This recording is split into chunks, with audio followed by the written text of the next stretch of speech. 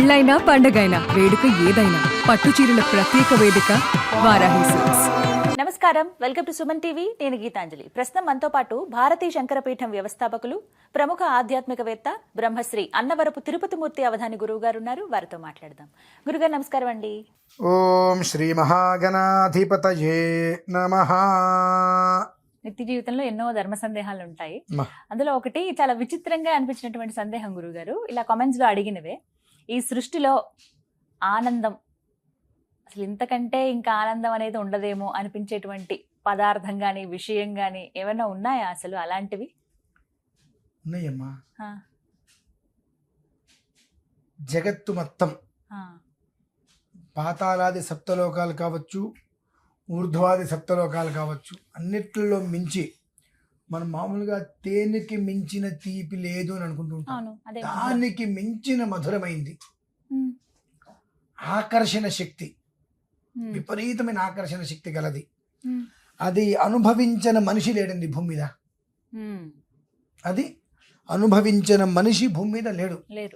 చిన్న పిల్లల నుంచి 90 ఏళ్ల వృద్ధుల వరకు, ఇంకా చెప్పాలంటే కాలత్రయము సంధ్యా స్నానాదులన్నీ కూడా చేసుకుంటూ నిత్యం భగవదారాధనలో ఉండే వాళ్ళు కూడా కొన్ని సమయాలలో ఆ ఒక మంచి సమ్మోహన శక్తి, చక్కటి సమ్మోహన శక్తి, ఒక వశీకరణ లాంటిదమ్మా.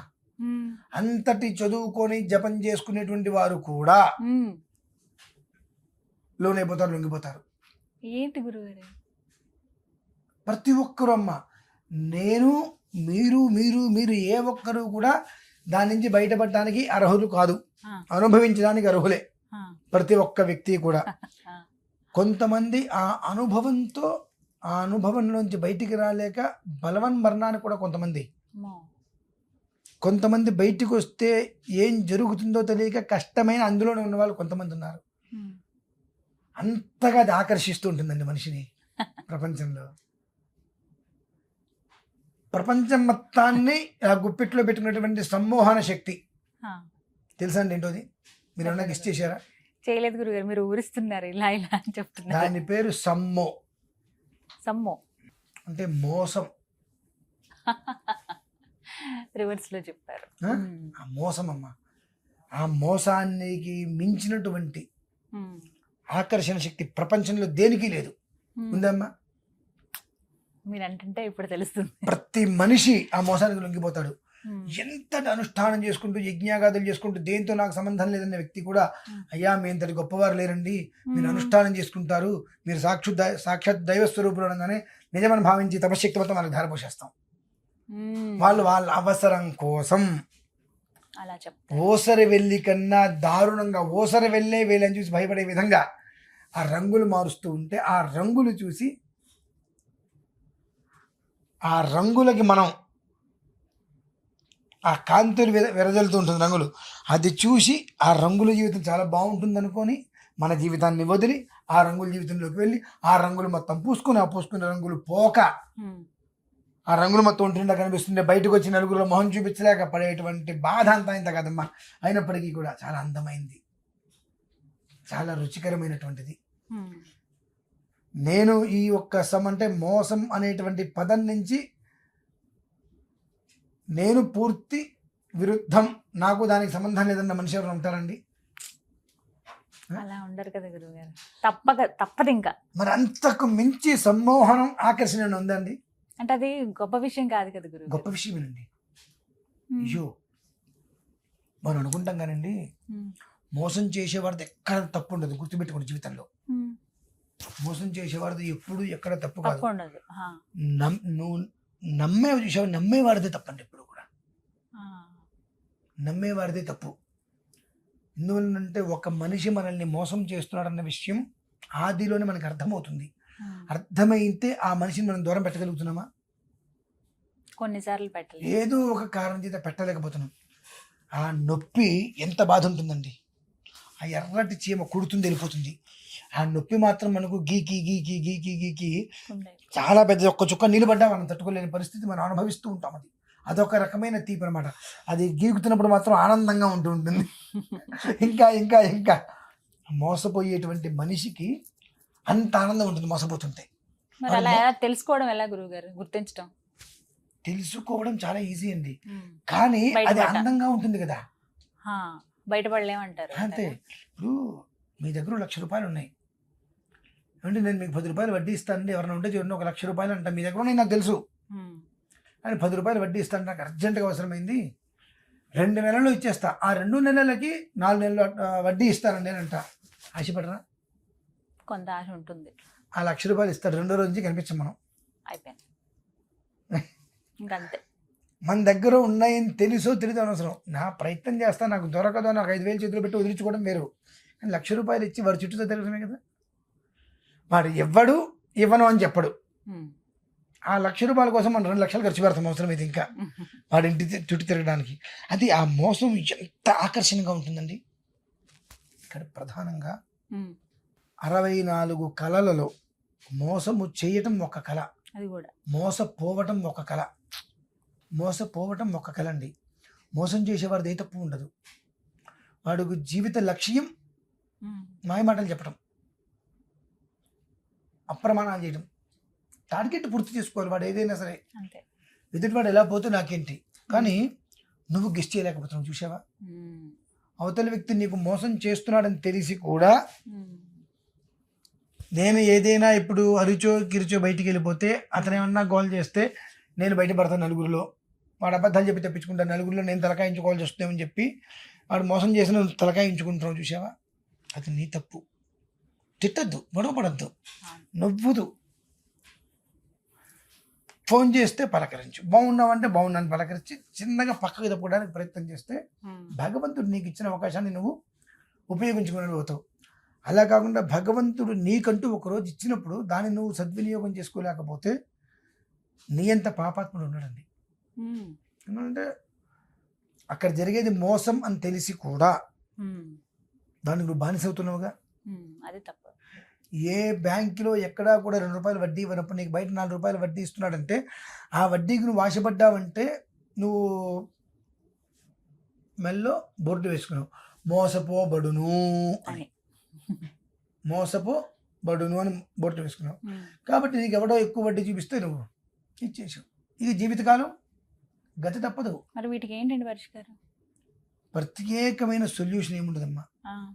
ఎదుటి మనిషితోటి నువ్వు ఎంతవరకు ఉండాలి, ఏ స్థాయి వరకు ఉండాలనేటువంటి విషయాన్ని నువ్వు గమనించుకున్న దాన్ని ఆచరణలోకి పెట్టాలి. ఎందుకంటే దీనికి ఎవ్వరు విరుద్ధం కాదు. ఒక మనిషిని మోసం చేయటం ఎంత తేలికో తెలుసమ్మా. ఎందుకంటే ఆ మోసపోయే వరకు తెలియదు, ఇంకా విషయం తెలిసి వాడు మోసపోతున్నాడని తెలిసి కూడా నువ్వు మోసపోవట్లేదంటే నమ్మేస్తాడు. అంటే వాళ్ళకి అదే జీవితం. ఒక మనిషి మనల్ని మోసం చేశాడు అన్న విషయం తెలిసిన వాళ్ళ మీద మనకు ఉన్నటువంటి అభిమానము ఇంకోటో ఎక్సెట్రా ఉండి మనం ఏమోలే అని ఉంటాం. వాళ్ళు అప్పుడు ఏం మాట్లాడతారు తెలుసా అండి, మనం అడిగితే అసలు నువ్వు తెలుసుకుంటావా తెలుసుకోవా అని నేను టెస్ట్ చేశాను, ఓకే నా టెస్ట్లో గెలిచాను కానీ నిజంగా మనం టెస్ట్ చేశారేమో అని అంటేనే అంత వాళ్ళ మీద నెగిటివ్గా అసలు మనకు పోతుంది. అంటే వాళ్ళకి చాకచక్యంగా అలా మాట్లాడటమే వాళ్ళ జన్మ లక్షణం. దాన్ని తెలుసుకోలేకపోవటం మన దౌర్భాగ్యం. చాలా మంది అలా ఉంటారండి, ఎక్కువ మంది అమ్మా. కర్మ ప్రార్థం వాళ్ళు ఏడుస్తూనే ఉంటారు ఎప్పుడు. కొంతమంది సూసైడ్ కూడా చేసుకునే వాళ్ళు చాలామంది ఉన్నారు. నమ్మి మోసపోయి ఏమనాలో తెలియక ఏముందండి, ఒక మనిషి మీద అపరిమితమైన నమ్మకంతో 1 రూపాయి కనుక ఇస్తే తిరిగివారు. కాగితాలు నోటు పత్రాలు ఉంటేనే దిక్కులేదు. అంతే కదా. మామూలుగా ఒక మనిషి మీద నమ్మకంతో మనం ఇస్తే ఆ మనిషి ఎంతవరకు ఆ నమ్మకాన్ని నిలుపుకుంటున్నాడమ్మా లేదు. కాబట్టి ఏ మనిషితోటు 2 ఉంటాయమ్మా, కాష్టం అలానే కాష్టం. అంటే 2 అక్షరం తేడా అంతే, ఫస్ట్ అక్షరం కూడా తేడా లేదు.